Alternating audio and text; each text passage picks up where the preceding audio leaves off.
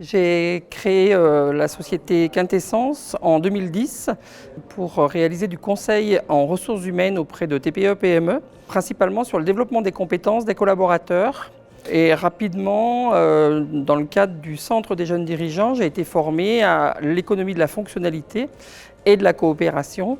Et du coup, l'idée, c'était de faire évoluer mon offre, de ne pas simplement vendre 2 jours de formation, 3 jours de conseil et et puis s'en vont, mais vraiment d'accompagner dans la durée, de moins être en mode intervention curative, pompier, une entreprise qui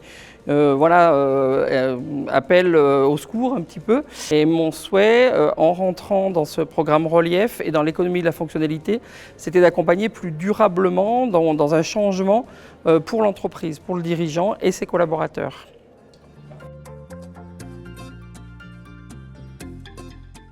Moi, je me suis formé dans le cadre d'Atemis à développer les ressources immatérielles stratégiques.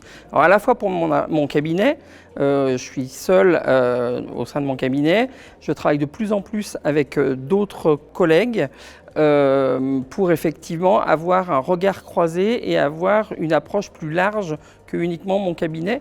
Donc les ressources immatérielles stratégiques au sein de mon cabinet, c'est vraiment de travailler avec d'autres parties prenantes.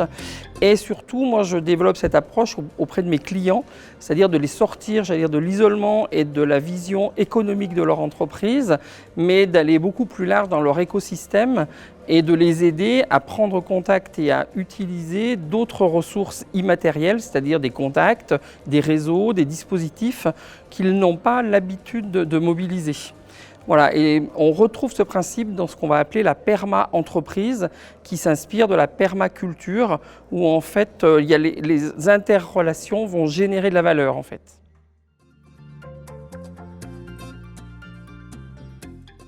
Par rapport à la coopération, donc comme je vous le disais, je suis seul au sein de Quintessence. L'idée, c'est pas de tout savoir faire, de répondre à toutes les demandes, mais bien d'être dans des complémentarités.